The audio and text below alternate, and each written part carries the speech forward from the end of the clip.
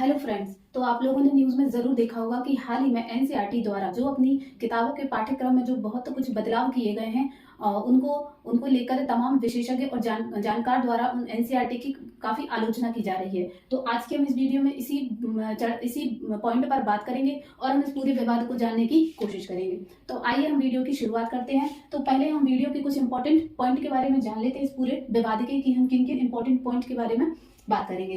तो पहला रहेगा कि क्या है एनसीईआरटी की नए बदलाव। मतलब अभी हाल ही में एनसीईआरटी ने जो अपनी कक्षा 6 से 12 तक की किताबों में जो बदलाव किए हैं वो क्या क्या हैं और किन किन विषयों से संबंधित उन्होंने बदलाव किए हैं। नेक्स्ट रहेगा हमारा पॉइंट कि बदलाव का विरोध क्यों हो रहा है। तो जो विशेषज्ञ और जो तमाम जानकार हैं वो इन बदलाव का विरोध क्यों कर रहे हैं और एनसीईआरटी की आलोचना क्यों की जा रही है, और इस पूरे विवाद पर एनसीईआरटी का क्या कहना है, एनसीईआरटी ने क्या पक्ष रखा है अपने इस पूरे विवाद या आलोचना के बाद। तो आइए हम एक एक पॉइंट करके जान लेते हैं। तो साल 2022 में एनसीईआरटी द्वारा अपने कक्षा 6 से 12 तक के तमाम पाठ्यक्रम में जो उन्होंने बदलाव करने थे उसका नोटिफिकेशन जारी किया था। और ये बदलाव सिर्फ एक ही विषय में नहीं था, कुल जैसे इतिहास, समाजशास्त्र, नीति, राजनीति विज्ञान और विज्ञान, इन सब विषयों में कुछ व्यापक बदलाव किए थे।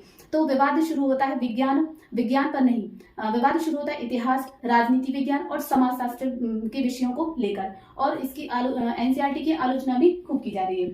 तो इसके क्या क्या बदलाव हैं। तो पहला आता है मुगल शासन। तो एनसीईआरटी ने कक्षा 7 की किताबों में एक चैप्टर हुआ करता था मुस्लिम और दिल्ली सल्तनत के बारे में, तो उसको इसमें काफी व्यापक बदलाव किया और इसका काफी कंटेंट को हटाया है एनसीईआरटी ने। और कक्षा 7 की ही किताब, इतिहास की किताब में एक मस्जिद परिभाषा भी दी होती थी, तो एनसीईआरटी ने उसको भी अब समाप्त कर दिया है। और कक्षा 7 की एक इतिहास का एक चैप्टर हुआ करता था मुगल साम्राज्य, और जिसमें उपलब्धि दी थी, जैसे अकबर, औरंगजेब, शाहजहां, उनकी उपलब्धियों के बारे में पूरा विस्तार से वर्णन दिया था, तो उसको भी एनसीईआरटी ने अब हटा दिया है। और नेक्स्ट था कक्षा 12 की क्लास में। कक्षा 12 की क्लास का एक टॉपिक हुआ करता था किंग्स एंड क्रॉनिकल्स। मतलब इसमें जो मुगल साम्राज्य की, जो मुगल शासकों की जो पांडुलिपियां थी, उनके बारे में वर्णन किया गया था। उनकी उस समय की जो किताबें हुआ करती थी, जैसे अकबरनामा हुआ, उसका विस्तार से वर्णन दिया था। तो एनसीईआरटी ने इस चैप्टर को भी पूरी तरीके से हटा दिया है। अब नेक्स्ट बात करें, जैसे एक टॉपिक हुआ था गुजरात दंगे। तो जो 2002 में जो गुजरात दंगे हुए थे, उसको पूरी तरीके से हटा दिया है एनसीईआरटी ने कक्षा 12 की क्लास से। कक्षा 12 में गुजरात दंगे जो हुए थे उसको भी पूरी तरीके से समाप्त कर दिया है। और सरकार पर और 1984 के जो सिख विरोधी दंगे हुआ करते थे उसका भी कुछ उदाहरण के तौर पर उसको भी दिया हुआ था, तो उसको भी समाप्त कर दिया। नेक्स्ट आता है आपातकाल से संबंधित अध्याय। तो आपातकाल के जो प्रभाव हुआ करते थे या आपातकाल के प्रभाव क्या क्या थे, और सरकार द्वारा शक्तियों के दुरुपयोग का जिक्र। तो इस कक्षा 12 की क्लास में एक चैप्टर हुआ करता था सरकार द्वारा शक्तियों के दुरुपयोग का जिक्र, और इन दुरुपयोग के द्वारा सरकार ने कैसे लोगों को जेल भिजाया और कैसे लोगों को मीडिया पर प्रतिबंध लगाया, कैसे लोगों को विस्थापित किया और कैसे लोगों को जबरन नसबंदी किया, तो उन सभी के बारे में दिया हुआ था। तो अब एनसीईआरटी ने उसको समाप्त कर दिया। नेक्स्ट आता है सामाजिक आंदोलन। और हमारे इतिहास में अभी तक जो सामाजिक आंदोलन हुए हैं, जैसे चिपको आंदोलन हो गया, किसान आंदोलन हो गया, दलित पैंथर आंदोलन, ये महाराष्ट्र में हुआ था। तो जो इतिहास के जो तमाम प्रकार के जो आंदोलन हुए थे, किसान आंदोलन वगैरह, इन सबको भी इनके कुछ कंटेंट को हटा दिया है एनसीईआरटी ने।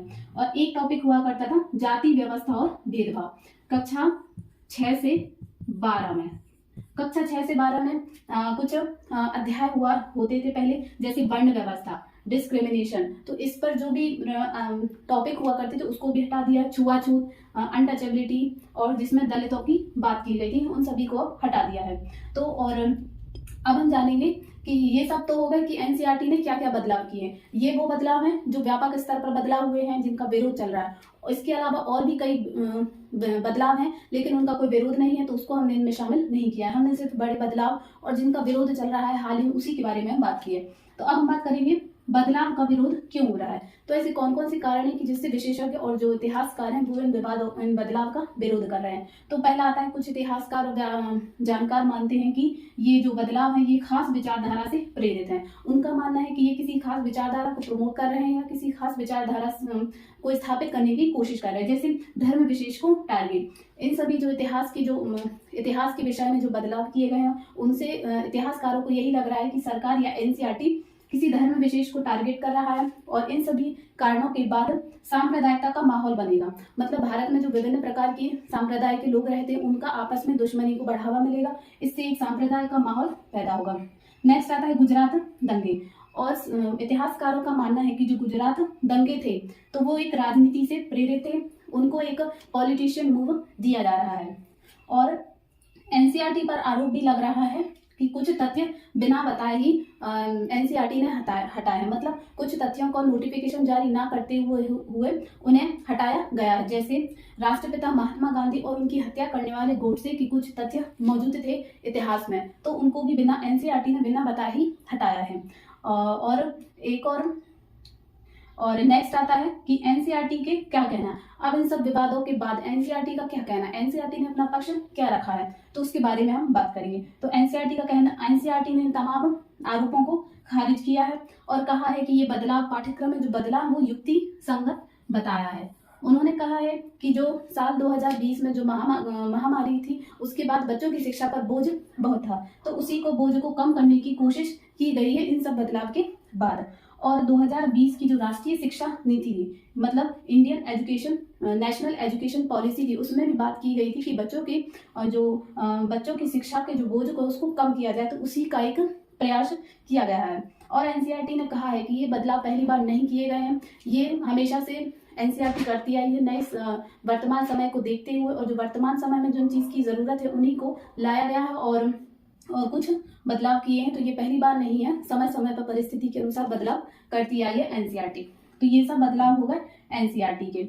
और एनसीईआरटी का फुल फॉर्म होता है national council of education research and training. तो ये सब पूरा मामला है एनसीईआरटी का और सरकार एनसीईआरटी का और जो इतिहासकार या जो जानकार है उनके विवादों के बाद का।